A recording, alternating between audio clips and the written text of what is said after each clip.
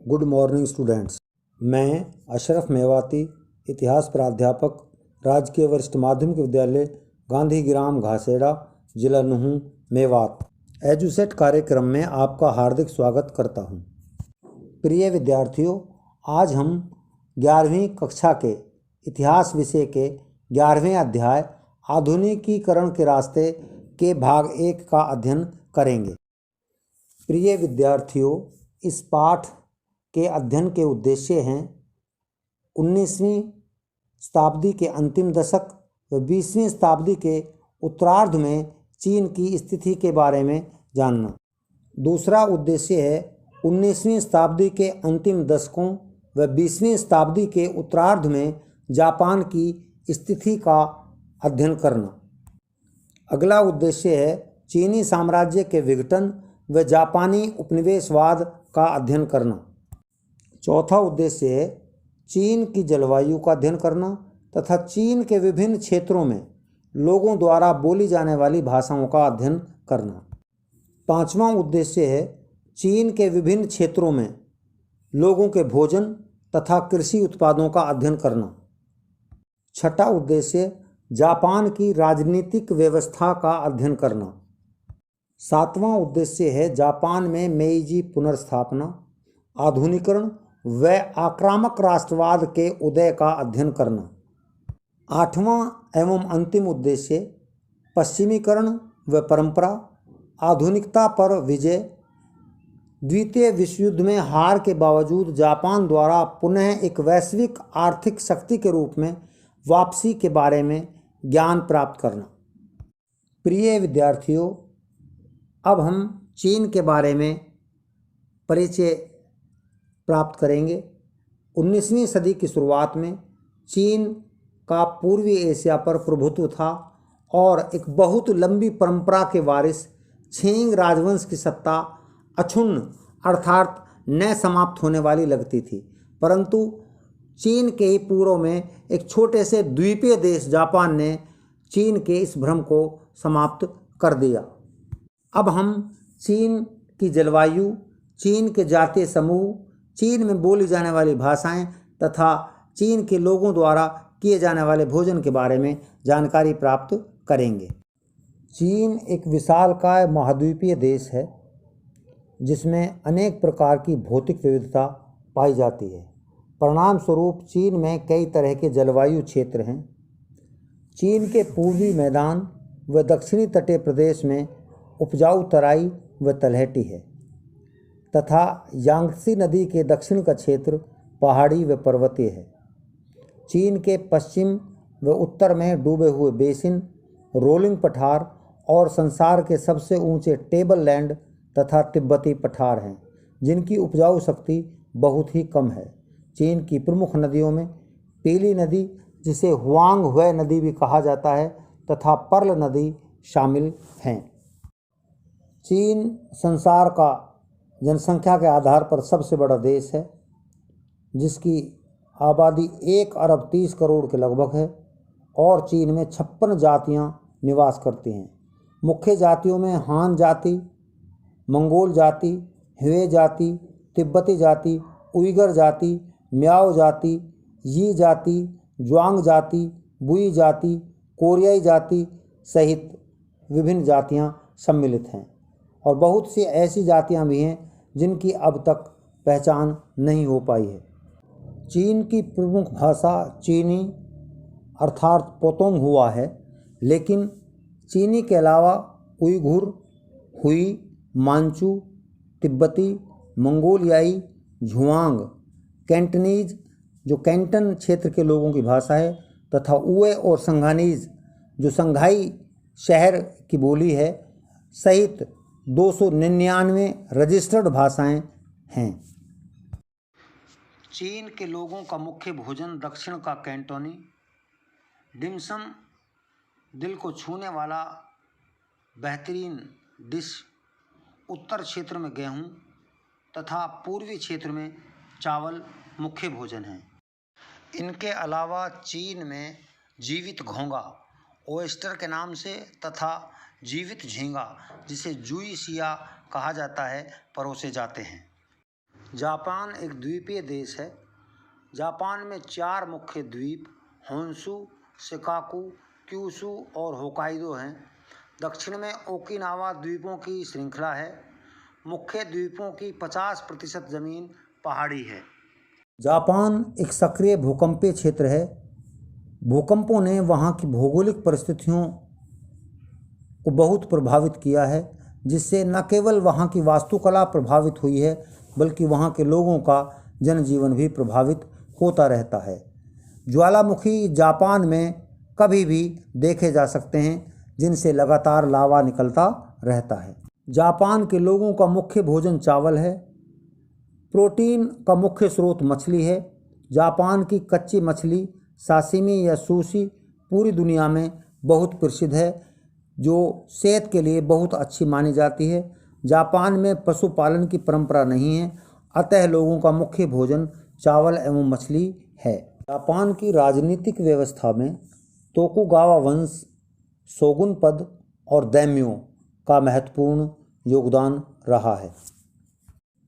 Samurai वर्ग, शहरों के उदय, छपाई का विस्तार और आर्थिक समृद्धि का भी जापान की राजनीतिक व्यवस्था में बहुत बड़ा दखल रहा है। प्रिय विद्यार्थियों, 1192 ईस्वी से लेकर के 1867 ईस्वी तक जापान में सम्राट के पद पर बैठने वाले व्यक्तियों को शोगुन कहा जाता था। 1603 ईस्वी से लेकर के 1867 ईस्वी तक शोगुन के पद पर तोकुगावा वंश के लोग रहे। यह जापान की अंतिम सैन्यवादी सामंती सरकार थी और ये शोगुन एडो महल से शासन को चलाते थे। जापान में आधुनिकीकरण की पृष्ठभूमि इसी काल में तैयार हुई। तोकुगावा योशिनोबु अंतिम शोगुन था। प्रिय विद्यार्थियों, शोगुन शब्द का शाब्दिक अर्थ है बर्बरों का दमन करने वाला सेनापति। यह उपाधि सम्राट द्वारा शक्तिशाली दैम्यों को दी जाती थी। तोकुगावा वंश के लोग शोगुन पद पर शासन करते थे और उनके शासन को जापानी में बकुफु अर्थात दफ्तर या सरकार कहा जाता था, जिसको अंग्रेजी में शोगुनत कहते हैं। तोकुगावा काल में जापान का शासन 250 भागों में बटा हुआ था, जिन पर शासन करने वालों को दैम्यो कहा जाता था, जो शोगुन के नियंत्रण में काम करते थे और शोगुन उन पर नियंत्रण रखने के लिए उन्हें अधिकतर समय राजधानी एदो में रहने का आदेश देते थे, ताकि वे उनके लिए खतरा ना बन सकें। जापान में योद्धा वर्ग को समुराई वर्ग कहा जाता था, जो दैम्यों और शोगुनों की सेवा में काम करते थे, और ये शासन करने वाले कुलीन वर्गों का समूह था जो सम्राट के प्रति वफादार रहता था। तोकुगावा काल में जापान में शहरों की संख्या में बढ़ोतरी हुई। एदो, जो शोगुन की राजधानी था, जिसे तोक्यो भी कहा जाता है, उस समय संसार का सर्वाधिक जनसंख्या वाला बड़ा शहर था। इसके अलावा ओसाका और क्योतो प्रमुख शहर थे। इनके अतिरिक्त 6 शहर ऐसे थे जिनकी जनसंख्या 50,000 से ऊपर थी। जैसा कि पहले बताया गया है, जापान में आधुनिकीकरण की पृष्ठभूमि तोकुगावा काल में शुरू हो गई थी और छपाई में तेजी से विस्तार हो रहा था। छपाई लकड़ी के ब्लॉकों द्वारा की जाती थी और जापानी लोग यूरोप की छपाई को पसंद नहीं करते थे।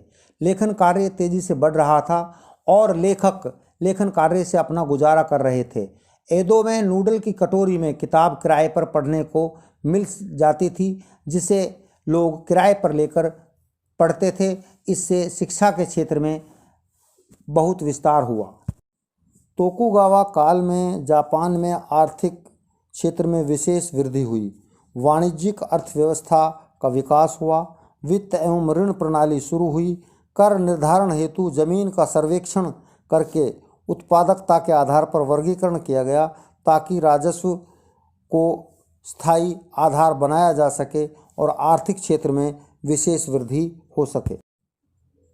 1868 ईस्वी में तोकुगावा वंश के प्रति लोगों में गुस्सा फूट रहा था, क्योंकि शोगुन ने सामंतों को कोई अधिकार नहीं दे रखे थे और वह उन्हें एदो में रहने के लिए बाध्य करता था। एदो छोड़ने पर उनके बच्चों को तथा स्त्री को बंधक के रूप में वहाँ पर रखता था।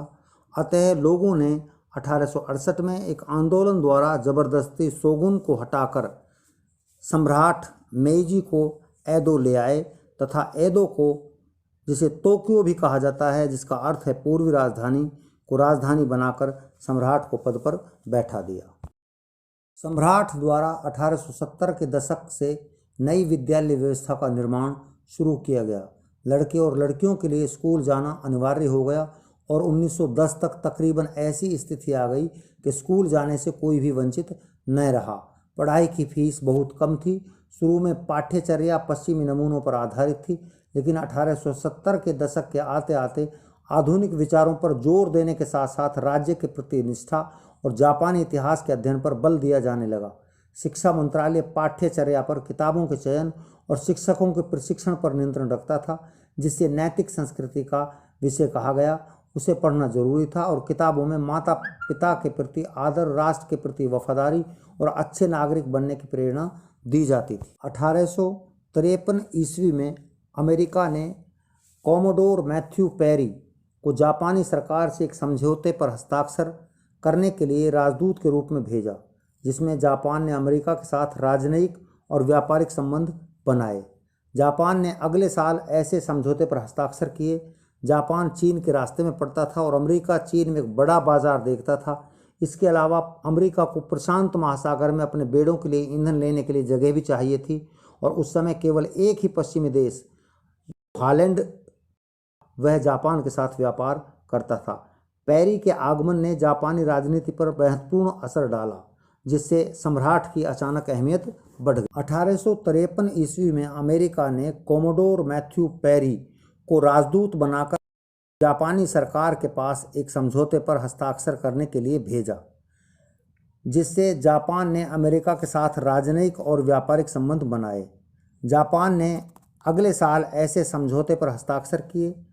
जापान चीन के रास्ते में था। अमेरिका चीन में एक बड़ा बाजार देखता था और प्रशांत महासागर में उसे अपने बेड़ों के लिए ईंधन के लिए जगह चाहिए थी। उस समय केवल एक ही पश्चिमी देश, हॉलैंड, जापान के साथ व्यापार करता था और जापान का चीन के साथ भी व्यापारिक संबंध था।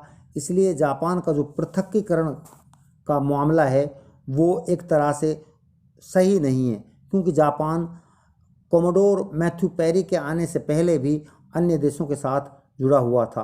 पेरी के आगमन ने जापानी राजनीति पर महत्वपूर्ण असर डाला। मैथ्यू पेरी के जहाज, जो लकड़ी के ब्लॉक से बना हुआ था, उसे देखकर जापानी लोगों ने उन्हें काले जहाज की संज्ञा दी, जिसके लकड़ी के जोड़ों को कोलतार से सीलबंद किया हुआ था।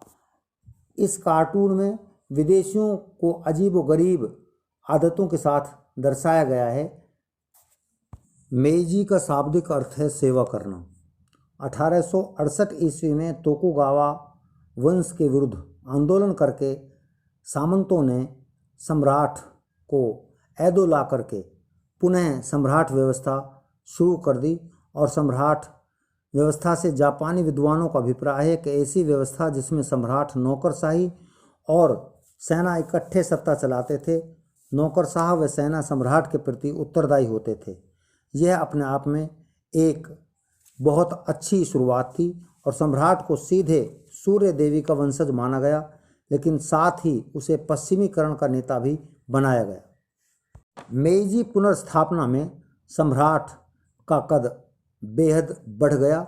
उसे सीधे सूर्य देवी का वंशज के साथ साथ पश्चिमीकरण का नेता भी माना गया और सम्राट का जन्मदिन राष्ट्रीय छुट्टी का दिन बन गया और पश्चिमी अंदाज के सैनिक कपड़े पहनने लगा तथा उसके नाम से आधुनिक संस्थाएं स्थापित करने के अधिनियम जारी किए जाने लगे। 1890 की शिक्षा संबंधी राजाज्ञा ने लोगों को पढ़ने, जनता के सार्वजनिक एवं साझे हितों को बढ़ावा देने के लिए प्रेरित किया। सरकार ने फुकोकू क्योहे, समृद्ध देश व मजबूत सेना के नारे के साथ अपनी नई नीति का ऐलान किया। उन्होंने यह समझ लिया कि उन्हें अपनी अर्थव्यवस्था का विकास और मजबूत सेना का निर्माण करने की ज़रूरत है, अन्यथा उन्हें भी भारत की तरह पराधीनता का सामना करना पड़ सकता है। और यही वजह थी कि जापान किसी का उपनिवेश नहीं बन पाया, बल्कि उसने चीन जैसे बड़े राष्ट्र को अपना उपनिवेश बना लिया। इस कार्य के लिए उन्हें जनता के बीच राष्ट्र की भावना का निर्माण करने और प्रजा को नागरिकों की श्रेणी में बदलने की जरूरत महसूस हुई। साथ ही नई सरकार ने सम्राट व्यवस्था के पुनर्निर्माण का काम शुरू किया। सम्राट व्यवस्था में जापानी विद्वानों का कहना है कि ऐसी व्यवस्था जिसमें नौकरशाही और सेना सम्राट के प्रति पूर्ण रूप से उत्तरदायी थे। राजतांत्रिक व्यवस्था को समझने के लिए कुछ अधिकारियों को यूरोप भेजा गया।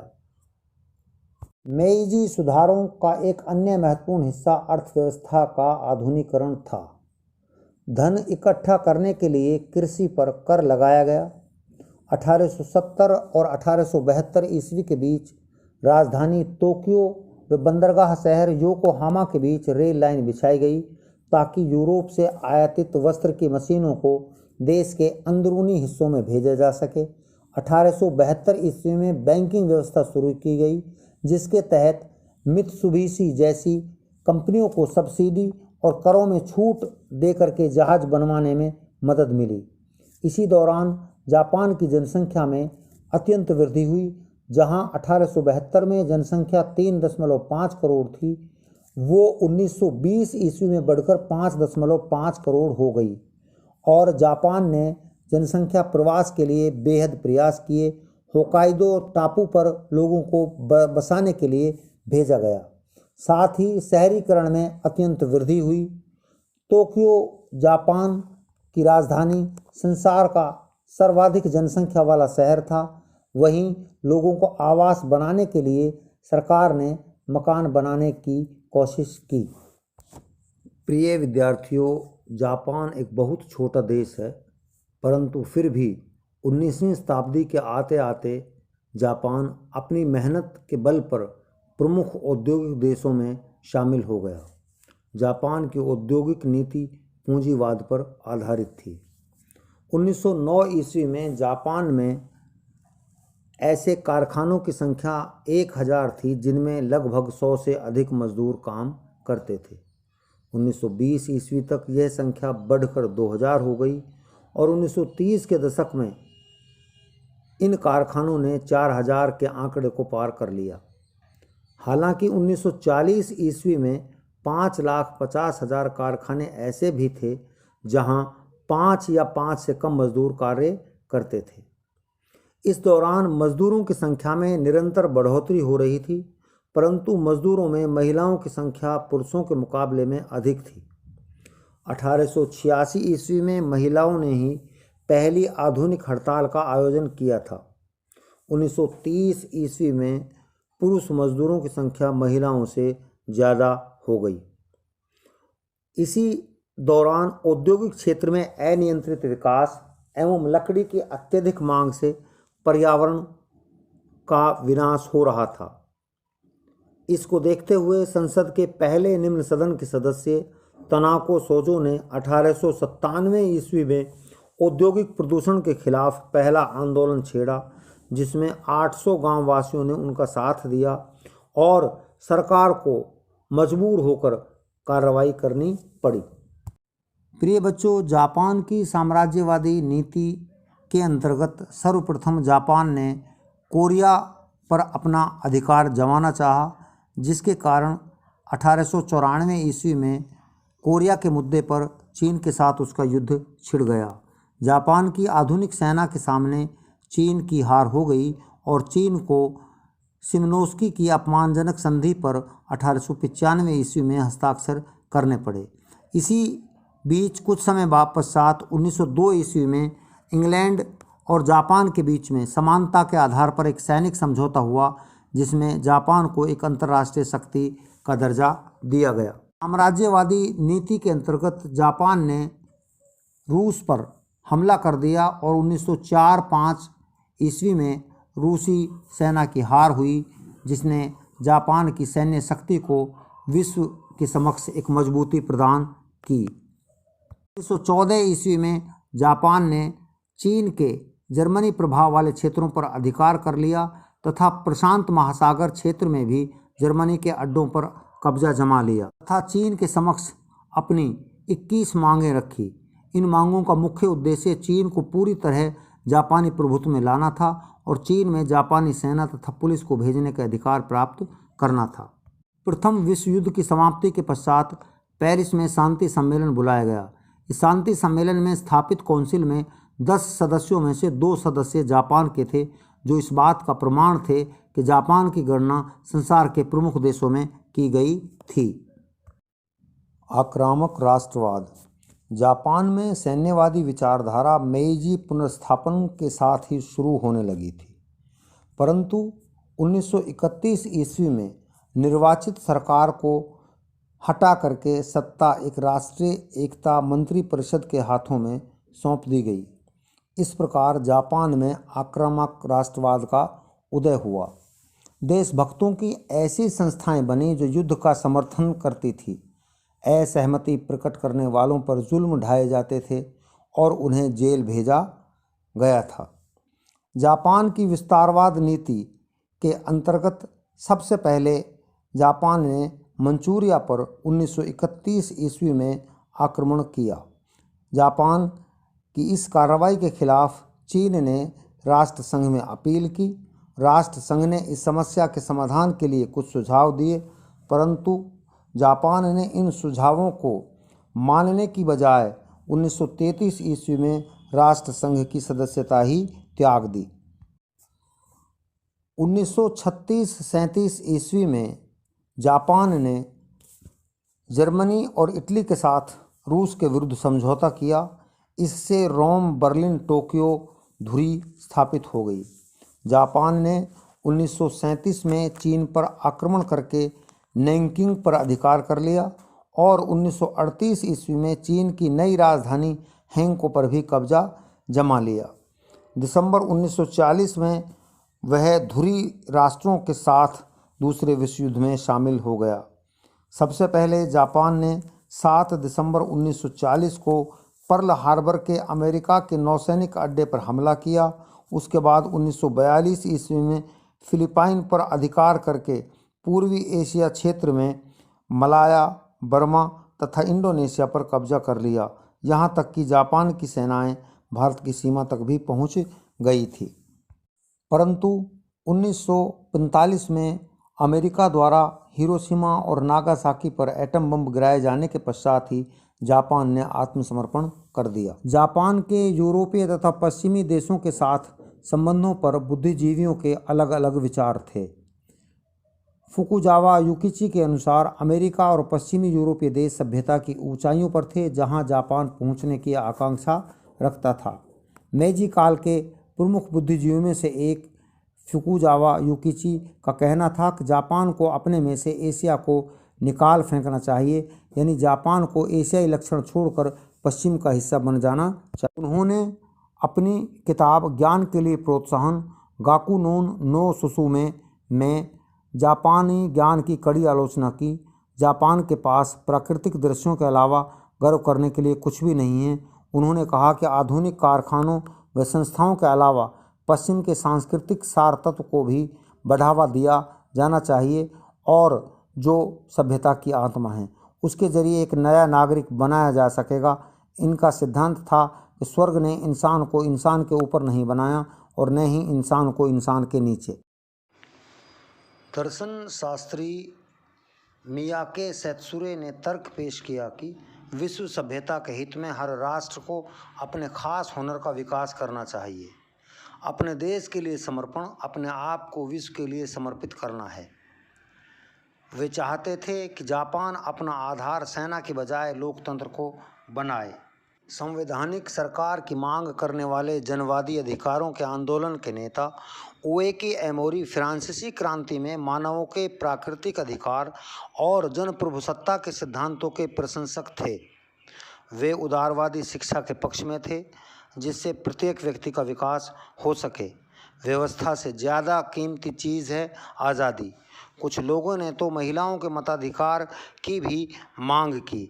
अतः सरकार ने इस दबाव को स्वीकार करके संविधान की घोषणा कर दी। रोज़मर्रा की जिंदगी। जापान में पैतृक परिवार व्यवस्था थी, जिसमें परिवार के सभी सदस्यों पर मुखिया का नियंत्रण था। जैसे जैसे लोग समृद्ध होने लगे तो परिवार के बारे में उनके विचार बदलने लगे। नए घर को जापानी लोग होमू कहते थे। होमू अंग्रेजी के शब्द होम से बना है। होमू का संबंध मूल परिवार से था, जहां पति और पत्नी मिलकर रहते थे। पारिवारिक जीवन की इस नई समझ ने नई तरह के घरेलू उत्पादों, नए किस्म के पारिवारिक मनोरंजन तथा नए प्रकार के घरों की मांग पैदा की। 1920 ईस्वी में कंपनियों ने 200 येन भुगतान के बाद लगातार 10 वर्ष के लिए 12 येन महीनेवार की किस्तों पर सस्ते मकान लोगों के लिए उपलब्ध कराए, जबकि उस समय बैंक कर्मचारियों की तनख्वाह सिर्फ 40 येन प्रति माह थी। इसी समय नए मध्य वर्ग के परिवारों ने आवागमन व मनोरंजन के लिए नए तरीकों को अपनाया। शहरों में बिजली के ट्रामों के कारण परिवहन सुविधा बेहतर हो गई। मोगा शब्द, जो आधुनिक लड़की के लिए प्रयोग होता था, लिंग भेदभाव की समाप्ति की ओर संकेत करता है। महिलाएं कार इत्यादि में एक साथ सैर सपाटे पर जाने लगी थी। 1925 ईस्वी में पहला रेडियो स्टेशन स्थापित हुआ था, जिससे नई संस्कृति और नए रीति रिवाज पनपने लगे थे। 1940 के दशक में जापान ने चीन सहित अनेक देशों पर कब्जा करने की कार्रवाई की। आखिरकार उसने अमेरिका के पर्ल हार्बर पर भी हमला कर दिया, जिसके कारण वह दूसरे विश्व युद्ध में शामिल हो गया। उस समय राष्ट्रवादियों की ऐसी संस्था बनी जो युद्ध का समर्थन करती थी और युद्ध से असहमति प्रकट करने वालों पर जुल्म ढाने का प्रयास करती थी।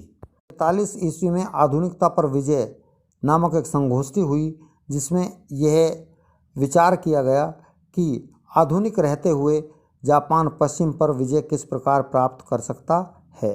दर्शन शास्त्री निशितानी केजी ने कहा कि जापान की नैतिक ऊर्जा ने उसे एक उपनिवेश बनने से बचा लिया और जापान का फर्ज बनता है कि एक नई विश्व पद्धति, एक विशाल पूर्वी एशिया के निर्माण का काम करे। इसके लिए नई सोच की जरूरत, जो विज्ञान और धर्म को आपस में जोड़ सके। द्वितीय विश्व युद्ध में अमेरिका ने जापान के 2 शहरों हिरोशिमा और नागासाकी पर परमाणु बम गिराकर उनको राख के ढेर में बदल दिया था।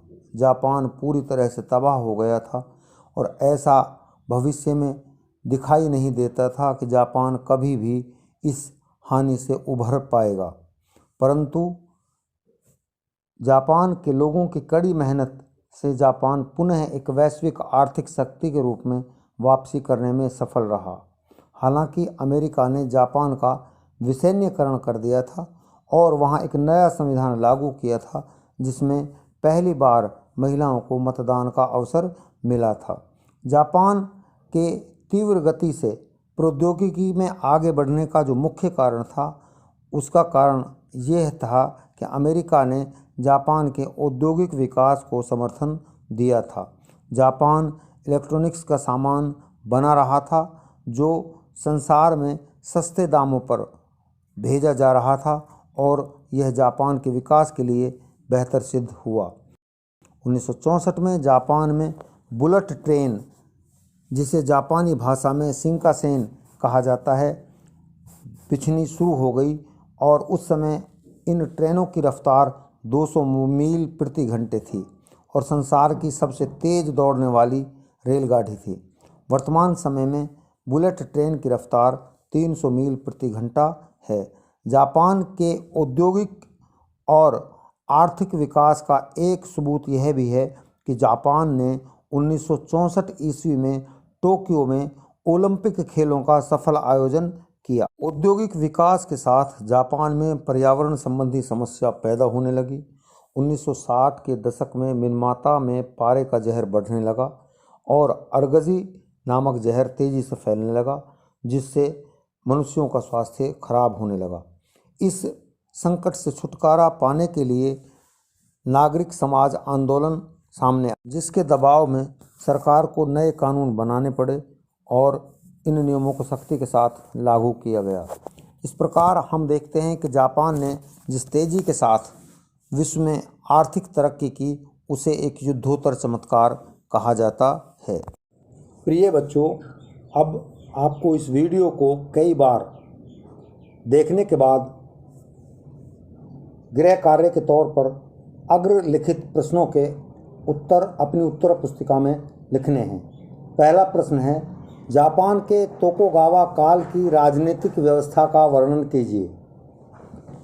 प्रश्न नंबर 2, मेइजी पुनर्स्थापना का क्या अर्थ है और जापान में इससे क्या परिवर्तन आए। तीसरा प्रश्न है, जापान के आर्थिक व औद्योगिक विकास पर अपने विचार प्रकट कीजिए। प्रश्न नंबर 4, जापान की साम्राज्यवादी नीति का वर्णन कीजिए।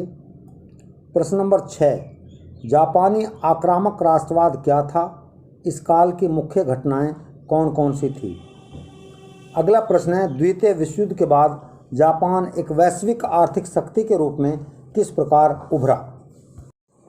माय डियर स्टूडेंट्स, मुझे उम्मीद ही नहीं बल्कि पूरा भरोसा है कि आप इस वीडियो का अध्ययन करने के पश्चात इन प्रश्नों के उत्तर ठीक ढंग से अपनी उत्तर पुस्तिका में लिख लेंगे। आपका बहुत बहुत धन्यवाद।